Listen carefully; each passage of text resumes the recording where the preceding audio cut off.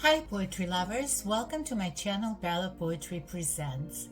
In our fourth segment of the third series, The Best Russian Poets of the Silver Age, we will discuss another wonderful Russian poet Osip Mandelstam. In English it says Mandelstam. It's easier for me to pronounce Mandelstam as they say in Russian. Osip Mandelstam was a Jewish Russian essayist and poet who was unfortunate to live at a time when intellectuals of his kind were cruelly persecuted by the Soviet authorities.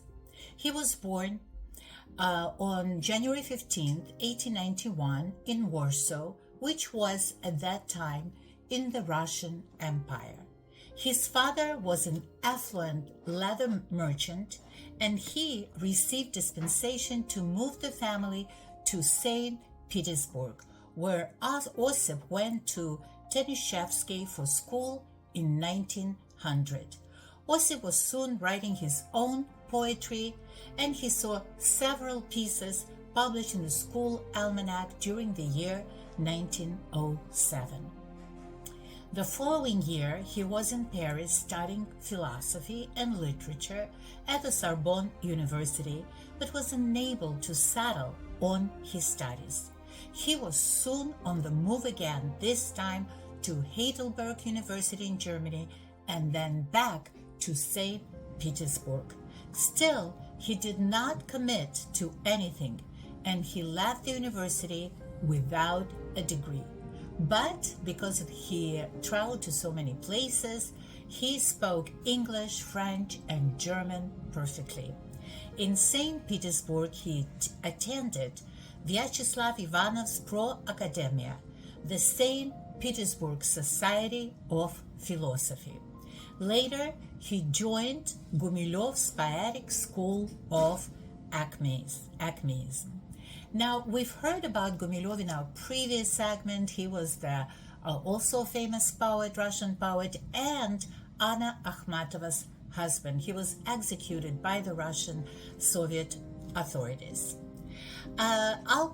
Acmeism, the movement that Gumilyov and his friends started, comes from a Greek word acme. In translation, it means the best age of man.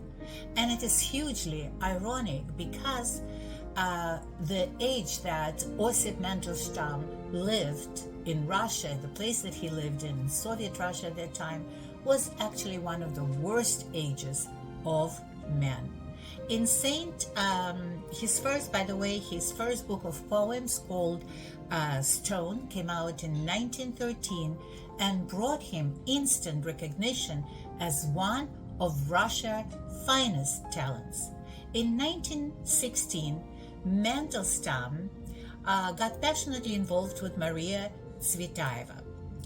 According to her biographer, of the many love affairs with men that Marina embarked upon with such intensity during this period, it was probably the only one that was physically consummated. And the reason he said it is because Marina Tsvetaeva, we will talk about her in our next segment. She was also an incredibly talented Russian poetess, but she had being married, she had many affairs with both men and women.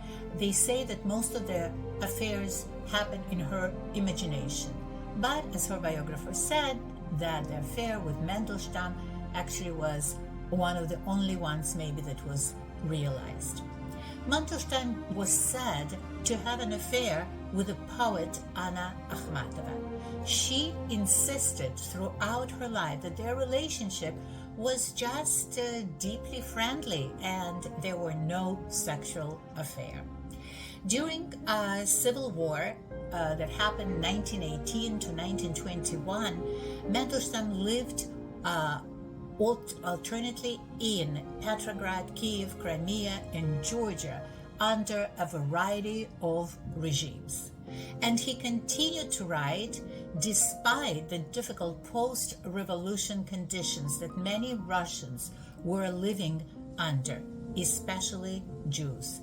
His second collection of poetry, which was titled Trista, was published in 1922, And after this, Mandelstam kept a low profile for a number of years.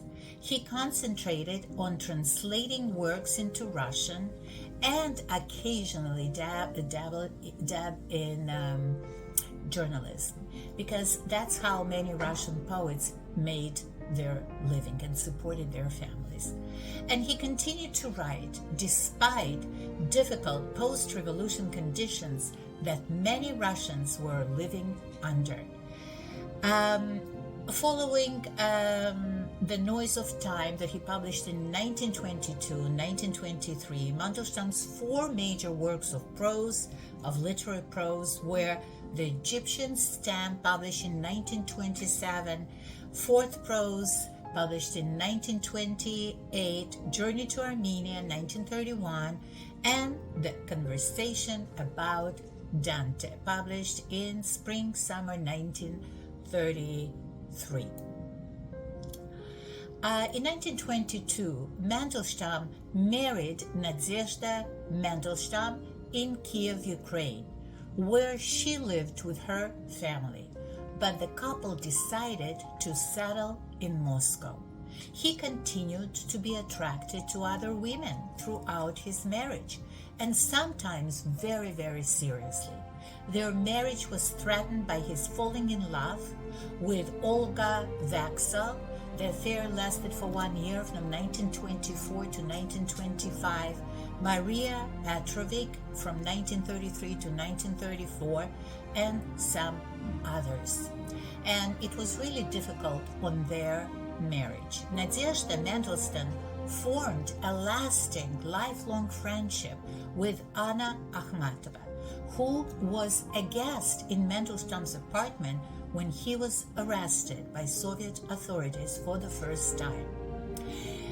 She complained, Nadezhda, that she could never be friendly with Tsvetaeva, partly because she had decided on Akhmatova as a top woman's poet. She also complained that Tsvetaeva could not take her eyes off her husband, and that she accused Nadezhda of being jealous of her.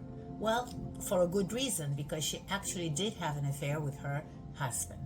In 1933, the poet Osip Mandelstam wrote an epigram on Stalin. He read this epigram to many of his friends. In the poem Stalin, he called him a slayer of peasants with worm-like fingers and cockroach mustache, who delights in torture and executions. Well, that type of description reached Stalin's ears, and obviously he was not happy about that, and Mandelstam was arrested in May 1934. That was his first arrest, resulting in exile together with his wife Nadezhda in the southern city of Voronezh. The poems he wrote during these years were orally preserved by Nadezhda Mandelstam. She memorized all of them because it was very dangerous to write them down, because they were the topic of the poems were anti-government. She later published them under the title The Voronezh Notebooks, which contained all his poems from 1930 to 1937. In 1937, Mandelstam was arrested for the second time as enemy of the people, as Stalin used to call those who wrote against him, and he was sentenced to 5 years in Gulag.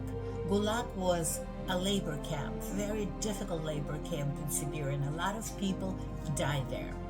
Mandelstam wrote to his brother, "Health is very poor, exhausted to the extreme, have lost weight, almost unrecognizable, but I don't know if there is any sense in sending clothes, food and money.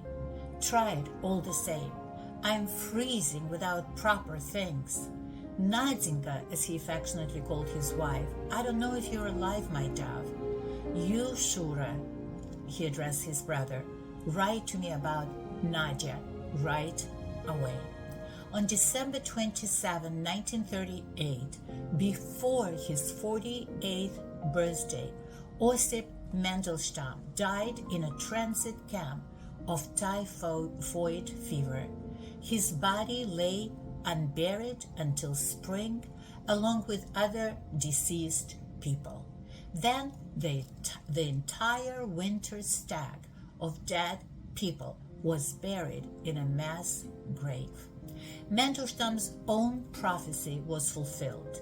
He said, "Only in Russia is poetry respected.